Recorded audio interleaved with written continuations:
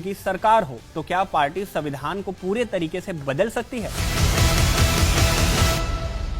BJP के अब की बार 400 पार के नारे और पक्ष विपक्ष के संविधान बदलने की बातों को लेकर जिस तरह से आम जनता के बीच एक सवाल बार बार उठ रहा है कि क्या बीजेपी इस बार अपने गठबंधन के साथ 400 सीटों के आंकड़े को पार कर जाती है तो क्या सच में वो संविधान में बड़ा बदलाव कर देगी? इस सवाल का सीधा सा जवाब है नहीं।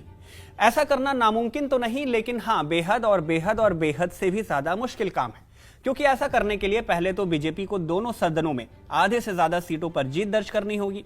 उसके बाद भी देश के आधे से ज्यादा राज्यों में भी 50% सीटों से मंजूरी लेनी होगी, और तो और इसके बाद राष्ट्रपति से भी सहमति लेनी होगी।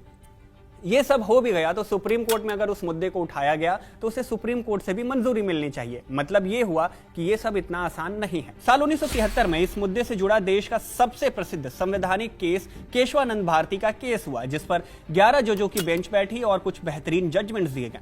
इसी केस से जन्म हुआ डॉक्ट्रिन ऑफ बेसिक स्ट्रक्चर का मतलब, अगर सुप्रीम कोर्ट ने संविधान के किसी भी हिस्से को बेसिक स्ट्रक्चर घोषित किया तो उस हिस्से का संशोधन नहीं किया जा सकता। समय के साथ सुप्रीम कोर्ट ने फंडामेंटल राइट्स, सेक्युलरिज्म और जुडिशियल रिव्यू जैसे संविधान के कई अलग अलग हिस्सों को बेसिक स्ट्रक्चर घोषित किया, जिसने संविधान को पूरी तरह से बदलने का स्कोप ही खत्म कर दिया। इस केस के बाद ऐसा होना क्लोज टू इम्पॉसिबल है। इस बात का अंदाजा आप इस बात से लगाइए कि जब पूर्व प्रधानमंत्री इंदिरा गांधी के काल में देश में इमरजेंसी लगी थी, उस दौरान सत्ता पक्ष के पास लोकसभा में 350 से भी ज्यादा सीटें थी। तब संविधान में 42वां संशोधन हुआ। इस संशोधन ने प्रस्तावना में इतना बदलाव किया कि इसे मिनी कॉन्स्टिट्यूशन का नाम दे दिया गया। इसमें प्रस्तावना में समाजवादी, अखंडता, धर्मनिरपेक्षता जोड़ दिया गया।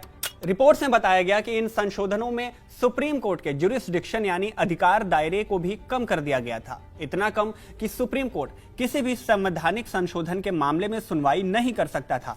आसान भाषा में कहें तो अगर सरकार ने कोई ऐसा संशोधन किया जिससे देश के नागरिकों को समस्या हो तो वो सुप्रीम कोर्ट का दरवाजा नहीं खटखटा सकते थे। लेकिन इमरजेंसी के बाद साल 1978 में जनता पार्टी की सरकार बनी। इस सरकार ने 42वां संविधान संशोधन बिल पेश किया और इस संशोधन के जरिए इमरजेंसी के दौरान 42वें संविधान संशोधन की सभी गैर संवैधानिक बातों को बदल दिया गया। इस पूरे विश्लेषण के बाद एक बात तो सामने आती है कि देश के संविधान में किसी भी पार्टी द्वारा जो केंद्र से लेकर राज्य तक में भी प्रचंड बहुमत में हो, वो कुछ मुद्दों पर तो बदलाव कर सकती है, लेकिन संविधान के पूरे भाव और इसके बेसिक स्ट्रक्चर को बदलना बेहद ही मुश्किल है, या कह सकते हैं क्लोज टू इम्पॉसिबल है। खैर, इस पूरे मामले पर और पक्ष विपक्ष के बयानों पर आपका क्या मानना